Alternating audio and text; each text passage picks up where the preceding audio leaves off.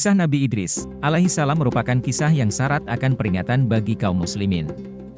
Sebagai manusia pilihan, ia telah diberi kesempatan oleh Allah Subhanahu wa Ta'ala untuk merasakan kematian, melihat surga, dan melihat neraka. Pengalaman yang pastinya akan membuat merinding. Nabi Idris adalah keturunan ke-6 dari Nabi Adam alaihissalam.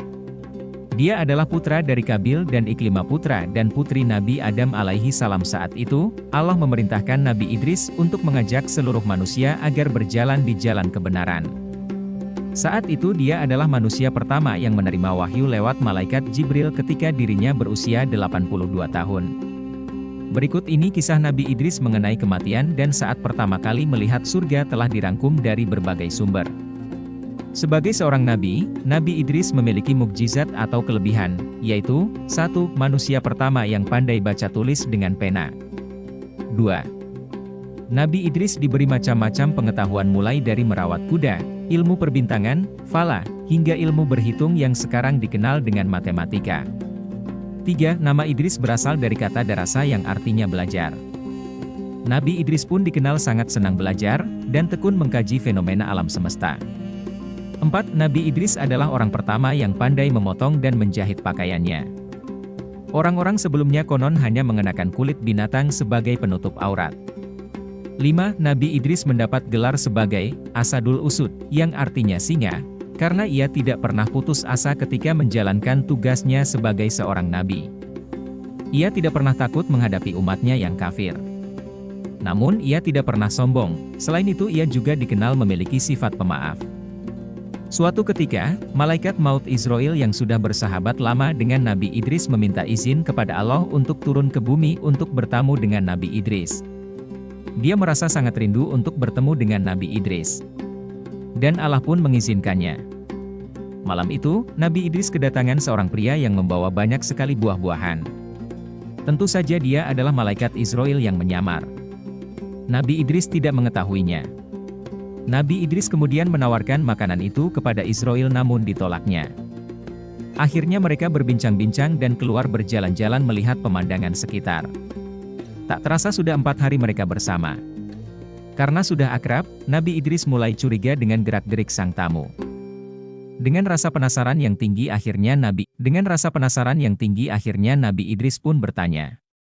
Nabi Idris bertanya kepada malaikat, "Ya Tuanku, siapa sebenarnya Anda?" Malaikat Israel menjawab, "Maaf ya Nabi Allah, saya sebenarnya adalah Israel." Lalu Nabi Idris bertanya lagi, "Malaikat Israel? Kaukah itu? Sang pencabut nyawa?" Malaikat Israel menjawab, "Benar, ya Idris." Nabi Idris berkata, "Sudah 4 hari engkau bersama denganku. Apakah engkau juga menunaikan tugasmu dalam mencabut nyawa makhluk-makhluk di dunia ini?"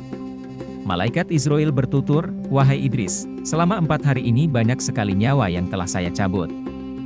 Roh makhluk-makhluk itu bagaikan hidangan di hadapanku, aku ambil mereka bagaikan seseorang sedang menyuap-nyuap makanan." Nabi Idris bertanya lagi, "Wahai malaikat Israel, lantas apa maksud kedatangan engkau kemari? Adakah engkau ingin mencabut nyawaku?" Malaikat Israel menjawab, "Tidak Idris. Saya datang memang untuk mengunjungimu, karena saya rindu dan Allah mengizinkan saya." Nabi Idris memohon kepada malaikat Israel, "Wahai Israel, saya punya satu permintaan dan tolong kabulkan. Tolong cabut nyawa saya. Dan minta izin ke Allah untuk mengembalikan nyawa saya. Saya hanya ingin merasakan sakaratul maut yang banyak orang katakan sangat dahsyat." Malaikat Israel menjawab, "Sesungguhnya saya tidaklah mencabut nyawa seseorang pun, melainkan hanya dengan izin Allah." Kemudian Allah mengabulkan permintaan sang nabi. Dan malaikat Israel pun mencabut nyawa Nabi Idris saat itu juga. Malaikat Israel menangis melihat sahabatnya merasakan kesakitan. Setelah mati, Allah menghidupkan kembali Nabi Idris. Setelah hidup Nabi Idris menangis sejadi-jadinya. Dia tidak bisa membayangkan jika manusia-manusia lain mengalami sakaratul maut dengan kedahsyatan yang sama. Nabi Idris tidak tega jika ada umatnya harus sengsara di ujung hidup dan mati. Sejak saat itu, Nabi Idris makin giat mengajak umatnya untuk senantiasa berbuat kebaikan dan jujur untuk hal-hal kebenaran.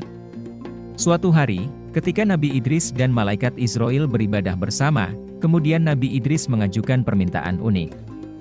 Bisakah engkau membawa saya melihat surga dan neraka, wahai malaikat Israel? Tanya Nabi Idris alaihi salam.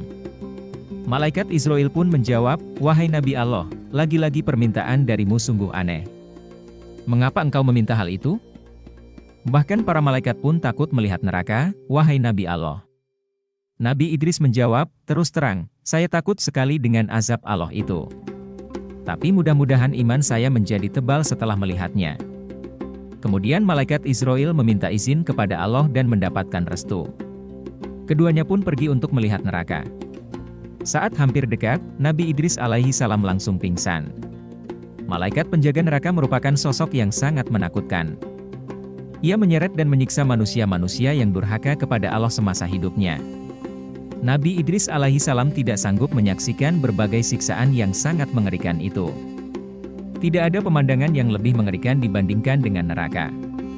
Api berkobar dahsyat, bunyi yang bermuruh menakutkan dan hal-hal yang mengerikan lainnya. Nabi Idris meninggalkan neraka dengan tubuh yang lemas. Tujuan kedua, malaikat Israel mengantarkan Nabi Idris ke surga. Di sana, reaksi Nabi Idris pun sama, nyaris pingsan. Tapi bukan karena takut, melainkan takjub dengan pesona dan keindahan. Tujuan kedua, malaikat Israel mengantarkan Nabi Idris ke surga. Di sana, reaksi Nabi Idris pun sama, nyaris pingsan. Tapi bukan karena takut, melainkan takjub dengan pesona dan keindahan semua yang ada di surga. Dilihatnya sungai-sungai yang airnya begitu bening seperti kaca. Sementara itu di pinggir sungai terdapat pohon-pohon yang bagian batangnya terbuat dari perak dan emas. Lalu ada juga istana-istana untuk para penghuni surga. Di setiap penjuru ada pohon yang menghasilkan buah-buahan, buahnya pun begitu segar, ranum dan harum. Setelah puas berkeliling, malaikat Israel mengajak Nabi Idris alaihi salam pulang ke bumi. Namun Nabi Idris enggan pulang dan ingin tetap berada di surga. Tuan boleh tinggal di sini setelah kiamat nanti, setelah semua amal ibadah dihisab oleh Allah, baru Tuan bisa menghuni surga bersama para nabi dan orang beriman lainnya, ujar malaikat Israel. Kemudian Nabi Idris alaihi salam menjawab, saya ingin beribadah kepada Allah sampai hari kiamat nanti. Nabi Idris memiliki banyak sekali ajaran yang diturunkan kepada umatnya.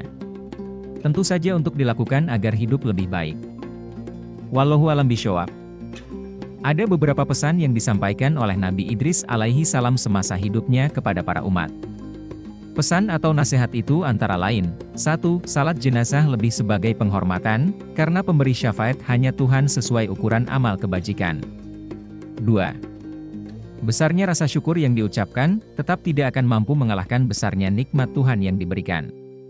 3. Sambutlah seruan Tuhan secara ikhlas, untuk sholat, puasa, maupun menaati semua perintahnya. 4. Hindari hasad alias dengki kepada sesama yang mendapat rezeki, karena hakikat jumlahnya tidak seberapa.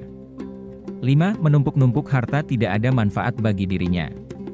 6. Kehidupan hendaknya diisi dengan hikmah kebijakan. Demikian pemaparan dari saya, kurang lebihnya saya memohon maaf yang sebesar-besarnya. Wassalamualaikum warahmatullahi wabarakatuh.